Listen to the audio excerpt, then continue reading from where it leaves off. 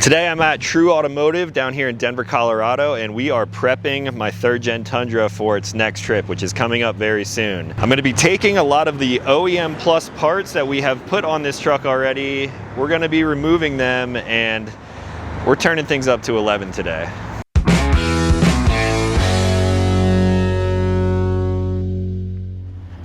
What's going on, everyone? Welcome back to the channel. If you're new here, my name is Talon and I make new videos every single week. The 3rd Gen Tundra is getting a lot more fun now, so if you are into trucks like this, then consider clicking subscribe. Today we're installing brand new suspension on this truck, and instead of just kind of like progressively working my way up through to better and better suspension, I decided we're gonna go all out right out of the gate. And I've partnered with Fox to install their factory Race Series 3.0 internal bypass shocks for the Toyota Tundra. Now there's no way around it. These are race-ready performance parts engineered for high-speed off-road driving with race-inspired technology in a pretty simple bolt-on kit. I don't think I really need to defend Fox's legacy here with the suspension kits that they make, but if you guys need to check out their track record, just look at what Fox has done over the past like 20-25 years in racing series and all across the board. They make some of the best suspension on the market.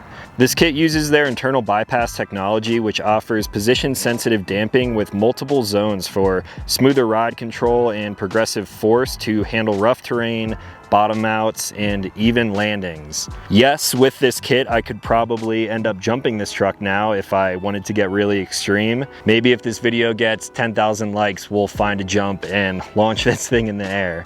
Now, part of this kit, you will find something that I am no stranger to, and that is the dual speed compression, or the DSC adjustments for short. This allows for fine-tuning for different loads on the vehicle, environments, and driving styles. Now, one of the coolest pieces of this kit, in my opinion, is the recirculating reservoir system. This is going to actively cool the shock fluid using a finned external reservoir and a check port to prevent overheating. Now, there are a bunch of kits on the market already utilizing finned reservoirs, but with that dual hose recirculating technology, a finned reservoir is going to be a lot more effective in this case. Instead of all of the fluid in this system being forced back and through one hose, this recirculating system allows the shock to cool a lot more efficiently. So you throw a finned reservoir on top of that, and shock fade should probably be a thing of the past.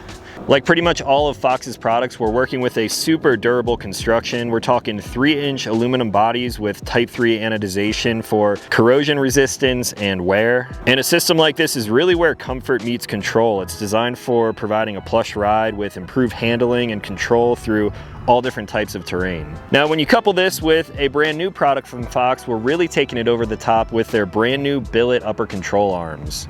These are CNC machined from 6061 T6 billet aluminum for strength and durability. They're available in both black or orange. Of course, I had to go with the Fox orange to match everything on my vehicle. And again, that type of anodization is great for corrosion resistance, and it adds a pretty aggressive styling to the truck at the same time. These are equipped with 1.25" hard chrome plated uniballs and 3/4 inch chromoly Heim joints for long-lasting performance. The Heim joints on these upper control arms is something that I never really experienced before, but it really came into play when we were trying to get this truck realigned to the spec that it was basically sitting at the start. Once you get those joints locked in and everything aligned properly, it keeps this truck riding smooth, straight as an arrow, and I don't foresee anything going wrong with that in the future. Yes, because it is sort of like a complete race system, it will require a little bit more maintenance. I gotta make sure I keep things oiled and greased in there, but that's the part of owning a vehicle that you take off-road and you're using high quality, almost race style parts. So let's dive into the install of this kit, and then spoiler alert, I've already had this kit on my truck for probably over 1,000 miles. I did a 2-week trip with this truck, tons of off-roading. You guys may have seen some of that on the channel. If you want to see how this kit is performing in real time, I'll leave a link to where you can find some of those videos. And I've already gathered a lot of my thoughts on this kit, so I'll give you a little bit of a first impression after we get this thing installed. So to kick things off, we decided to take some measurements. I wanted the truck to remain pretty much the same. I'm not looking for any extra lift. I'm really just looking for ride quality and control when off-road. Once we have the measurements of how the truck sits, then once everything is installed, we can basically take it back to those specs fairly easily. So we are jumping right into this now. Billy decided to start with the rear. Should be a little bit easier than the front because we do have to pick some new upper control arms and figure out the adjustments and everything. Pre-install on a visual basis, what do you think of the 3.0 kit? These things are wild. Oh, there's somewhere about there. Oh, about right there.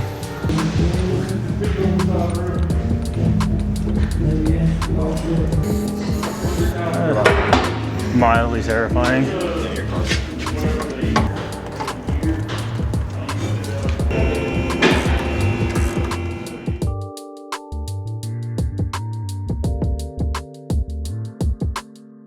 Rear shocks went in super easy. Now it's time to mount the giant finned reservoirs. So the mounting of this is pretty interesting. The reservoir is forward of the shock and then it gets pinched between the sway bar bracket here.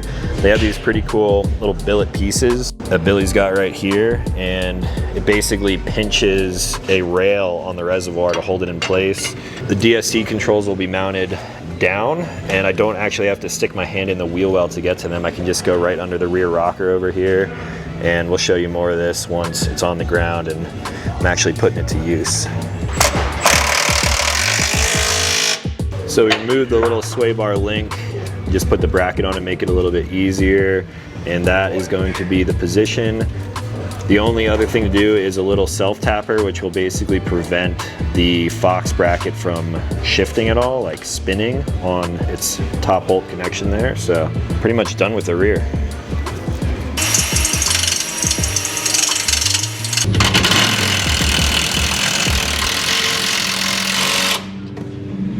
So here is the location of the reservoir, and for the factory settings, they say 3 clicks on high speed, 3 clicks on the low speed. Low speed has 10 clicks of adjustment and the high speed has 12 clicks of adjustment. So we're gonna set it here. If I feel like the weight is a little bit too much in the rear, then I will turn up the low speed, and I'm gonna be messing with this a lot while we are traveling through the desert.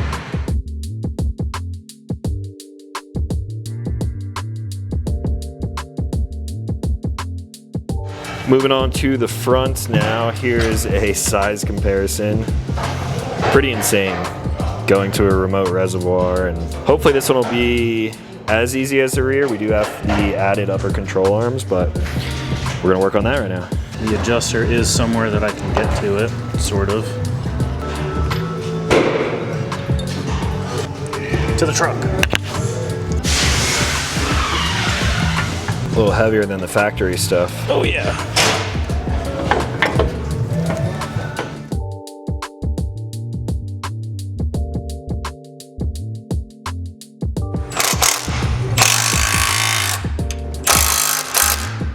So we got the shock bodies in on the front, the reservoir comes down, and for this kit we installed a sway bar drop bracket here, and that is also where you're going to put the bracket for the reservoir. Because of this, we do have to trim a little bit more of the felt back. The 37s we already cut a little bit, but we're going to cut a little bit more, and that'll mount up right over there.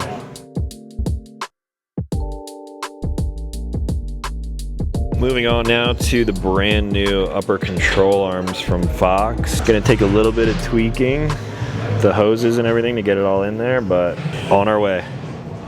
And now we're all dialed in. Upper control arm fit pretty well with the Heim joints on there. We spun them out about 3 threads. This looks absolutely insane. Got the finned reservoir mounted with the supplied sway bar drop brackets on there. This thing's looking dialed.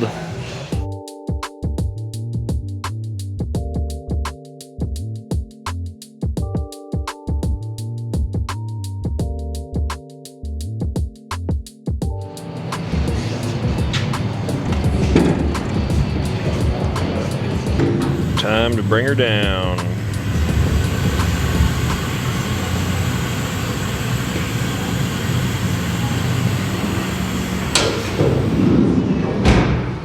So we have adjusted the preload to kind of match what the settings were to begin with, because the ride height was damn near perfect. Now we just need to scrub the tires in because the front is a little taller.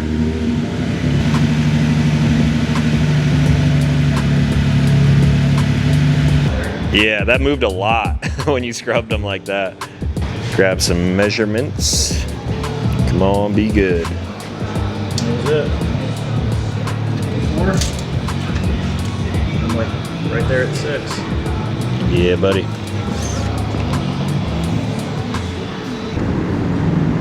So once everything was installed, then it was time to get it on the alignment rack. And again, with those Heim joints in the upper control arm, it was actually pretty easy to get this thing back to that spec. About 5 minutes later, it was off the rack and I was ready to explore. Now, one of the biggest performance benefits of a kit like this, the Fox Factory Race Series 3.0, it allows you to get better geometry out of a lifted truck like this. And that, of course, is going to improve control and handling while you're off-road. It also increases wheel travel and articulation for improved stability, better traction, and in combination with those upper control arms, we have a little bit of extra caster, which improves straight line stability and it reduces a lot of that high-speed wander. So we did add just a little bit of preload to the front to get it back to a pretty level stance. And of course I have a lot of stuff on the back of the truck, so it's really fine-tuned for the weight of this truck. When ordering a kit like this, you can actually order it based off of the weight rating of your vehicle, and I highly recommend doing that. If you have something that is oversprung or undersprung, there's really no point in even doing a suspension mod in the first place. So this entire kit is really fine-tuned for this specific truck, everything that I have on it, and also how I use the vehicle. I knew the kit was going to be good when Billy actually moved it from the standard lift over to the alignment rack. He just drove up onto it and rolled down the window and said, "Dude, I've been installing suspension kits for like 10 plus years now, and I can already tell this is one of the best kits that I've ever put on a vehicle." So that statement coming from someone like Billy, who I trust a lot with all of my vehicles, knew that I was onto something good. I immediately left for that 3-day, 3-night rugged adventure trip, and I am so glad that I put this suspension on before that. I, of course, like high-speed driving. I've been getting more and more into it recently, and